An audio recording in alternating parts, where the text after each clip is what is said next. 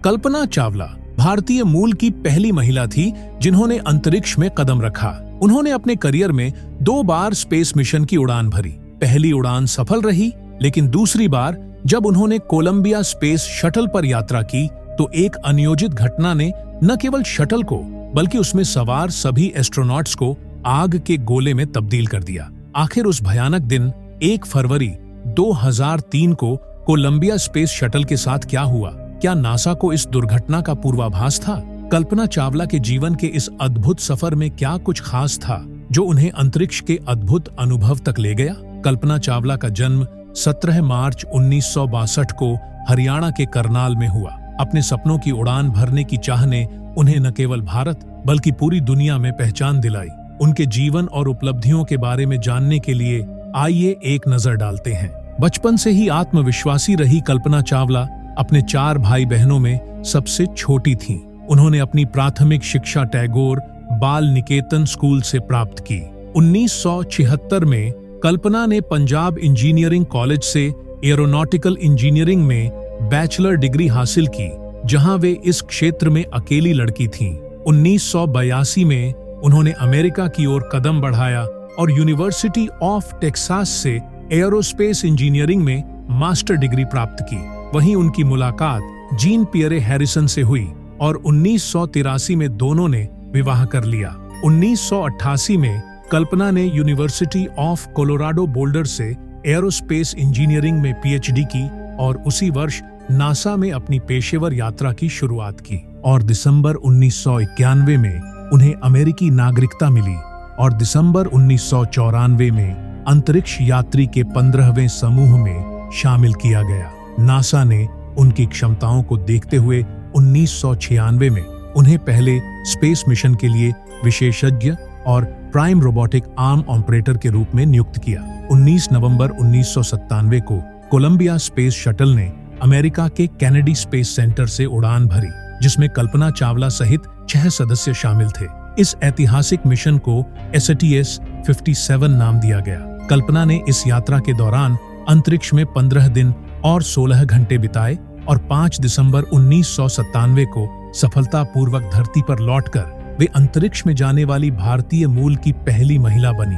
उनकी इस सफलता के बाद 2001 में नासा ने उन्हें उनके दूसरे स्पेस मिशन STS-157 के लिए चुना। हालांकि कोलंबिया स्पेस शटल में लगातार आ रही तकनीकी समस्याओं के कारण यह मिशन लगभग 18 बार स्थगित होता रहा। अंततः 16 जनवरी 2003 को कोलंबिया ने अपनी 28वीं और अंतिम उड़ान भरी। इस मिशन के दौरान कल्पना और उनके क्रू ने 15 दिन 22 घंटे और 20 मिनट तक अंतरिक्ष में समय बिताया। लेकिन जब 1 फरवरी 2003 को शटल धरती के वायुमंडल में प्रवेश कर रहा था, अचानक एक जोरदार झटका लगा, जिसके कारण एस्ट्रोनॉट्स को सांस लेने में कठिनाई का सामना करना पड़ा। यह क्षण उनकी यात्रा का एक दुखद मोड़ बन गया। जैसे ही कोलंबिया स्पेस शटल वायुमंडल में प्रवेश कर रहा था, वे कुछ समझ पाते उससे पहले ही हवा के दबाव के कारण उनकी सांसें रुक गईं। ऑक्सीजन की कमी के चलते सभी क्रू मेंबर्स बेहोश हो गए। बेहोशी के इस क्षण में उनके शरीर का तापमान अचानक बढ़ गया, जिससे उनके रक्त में उबाल आने लगा।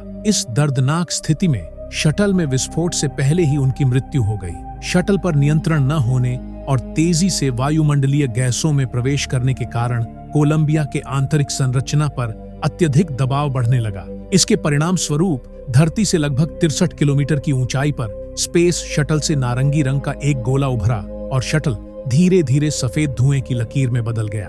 इस त्रासदी के कई वर्षों तक यह स्पष्ट नहीं हो पाया कि आखिरकार यह हादसा कैसे हुआ। पूरी दुनिया यही मानती रही कि शायद क्रू मेंबर्स की कोई गलती इसके पीछे थी, लेकिन असली कारण की जांच करने में समय लगा, जिसने इस घटना को और भी दुखद बना दिया। जब नासा ने इस दुर्घटना की गहन जांच की तो एक चौंकाने वाला सच सामने आया। यह हादसा इंसुलेशन फोम के कारण हुआ था। आप सोच रहे होंगे कि यह इंसुलेशन फोम क्या है और यह इतना बड़ा हादसा कैसे कर सकता है। इसे समझने के लिए हमें स्पेस शटल की कुछ मूलभूत संरचनाओं को जानना होगा। स्पेस शटल, जिसे एस्ट्रोनॉट्स अंतरिक्ष में भेजने के लिए इस्तेमाल करते हैं, रॉकेट द्वारा उड़ान भरता है। ये रॉकेट ग्रेविटी के विरुद्ध तेजी से बढ़ने के लिए ईंधन पर निर्भर करते हैं, जो मुख्यतः 2 प्रकार का होता है, लिक्विड फ्यूल और ठोस हार्ड फ्यूल।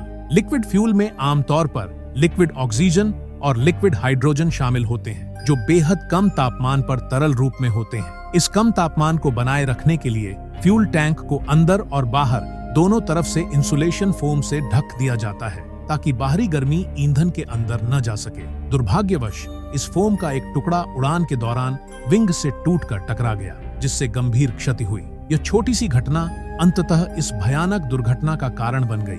इसके अलावा रॉकेट के बाहरी हिस्से पर एक बायो पैटर्न की अतिरिक्त परत भी होती है, जिसमें स्पेस शटल अटैच होता है। चूंकि स्पेस शटल रॉकेट टैंक से जुड़ा होता है, इसे अत्यधिक तापमान लगभग 3000 डिग्री तक से गंभीर खतरा होता है। इस गर्मी से बचाने के लिए कई प्रकार के कोटिंग मटेरियल का उपयोग किया जाता है। ये कोटिंग मटेरियल छोटे छोटे टाइल्स के आकार में बनाए जाते हैं। शटल के ऊपरी हिस्से पर व्हाइट टाइल्स लगाई जाती हैं, जो लगभग 1200 डिग्री सेल्सियस की गर्मी से इसे सुरक्षित रखती है। इसके निचले हिस्से में डार्क टाइल्स होती हैं, जो इसे लगभग 300 डिग्री सेल्सियस की गर्मी से बचाती है। सबसे ज्यादा गर्मी जो स्पेस शटल को झेलनी पड़ती है, वह इसके विंग्स पर होती है।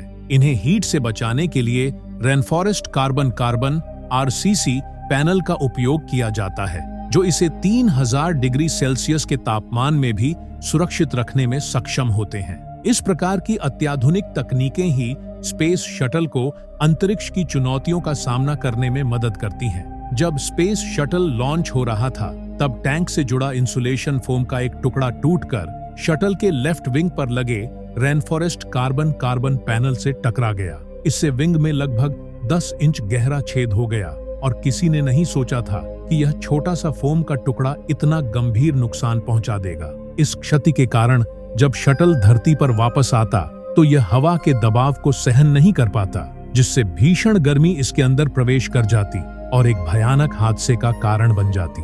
नासा के अनुसार इस दुर्घटना का असली कारण यही इंसुलेशन फोम था। इसे स्पष्ट करने के लिए नासा की जांच टीम ने कोलंबिया के विंग का डुप्लीकेट तैयार किया और उसी तरह के फोम के टुकड़े को विंग पर लगभग 804 किलोमीटर प्रति घंटे की रफ्तार से बार बार फेंका। परीक्षण में यह स्पष्ट हो गया कि दुर्घटना का मूल कारण लॉन्चिंग के समय फोम के टकराने से हुई क्षति थी। इस त्रासदी के 10 साल बाद 17 जनवरी 2013 को कोलंबिया के प्रोग्राम मैनेजर वेन हेल ने अपने ब्लॉग में खुलासा किया कि लॉन्चिंग के दौरान फोम के टूटने की घटना को नासा की मिशन मैनेजमेंट टीम ने पहले ही देख लिया था। नासा को इस बात का आभास हो गया था कि कोलंबिया के सभी क्रू मेंबर्स सुरक्षित धरती पर लौटने में असफल होंगे, लेकिन नासा ने फिर भी इस गंभीर स्थिति की जानकारी अपने सभी क्रू मेंबर्स से छुपाई, जिससे उन्हें एक संभावित मौत के लिए छोड़ दिया गया। कुछ लोगों का मानना है कि नासा यह अनुमान नहीं लगा सका कि स्पेस शटल को कितना नुकसान हुआ है, जबकि अन्य वैज्ञानिकों का कहना है कि यदि यह जानकारी एस्ट्रोनॉट्स तक पहुंच जाती तो भी वे कुछ नहीं कर सकते थे। एक और तर्क यह है कि नासा के शोधकर्ता नहीं चाहते थे कि मिशन पर गए क्रू मेंबर्स इस जानकारी से घबरा जाएं और अपनी अंतिम दिनों को इस डर में बिताएं कि वे जल्द ही मरने वाले हैं। संभवतः इसी सोच के चलते नासा ने यह कठिन निर्णय लिया। कोलंबिया अंतरिक्ष यान के मलबे के बिखरने के बाद अंतरिक्ष के दीवाने हमेशा के लिए सितारों में खो गए। 5 फरवरी 2003 को भारत सरकार ने उनके अभूतपूर्व योगदान को मान्यता देते हुए घोषणा की कि इसरो द्वारा भेजे जाने वाले मौसम संबंधी उपग्रहों का नाम कल्पना के नाम पर रखा जाएगा। इसके अलावा कल्पना चावला छात्रवृत्ति और कई अन्य पहलों में भी उनका नाम शामिल किया गया। नासा ने भी कल्पना चावला के सम्मान में एक सुपर कंप्यूटर और मंगल ग्रह पर एक पहाड़ी का नाम उनकी याद में रखा है। यह है कहानी कल्पना चावला की, जिनके मन में आकाश की असीमित ऊंचाइयों, ग्रहों और टिमटिमाते तारों को छूने की अदम्य इच्छा थी। आज वे सितारों में खो गई हैं, लेकिन उनकी प्रेरणा अनगिनत लोगों को चमकता हुआ सितारा बनने की राह दिखाती रहेगी। तो दोस्तों, आज का यह वीडियो आपको कैसा लगा? कृपया कमेंट करके बताएं। यदि आपको वीडियो पसंद आया हो तो लाइक करें और इसे ज्यादा से ज्यादा शेयर करें। और हाँ, हमारे चैनल को सब्सक्राइब करना न भूलें और नोटिफिकेशन को ऑन करें, ताकि आने वाले हर इंटरेस्टिंग और मजेदार वीडियो की जानकारी आपको मिल सके। मिलते हैं अगले नए एपिसोड में। तब तक के लिए नमस्कार।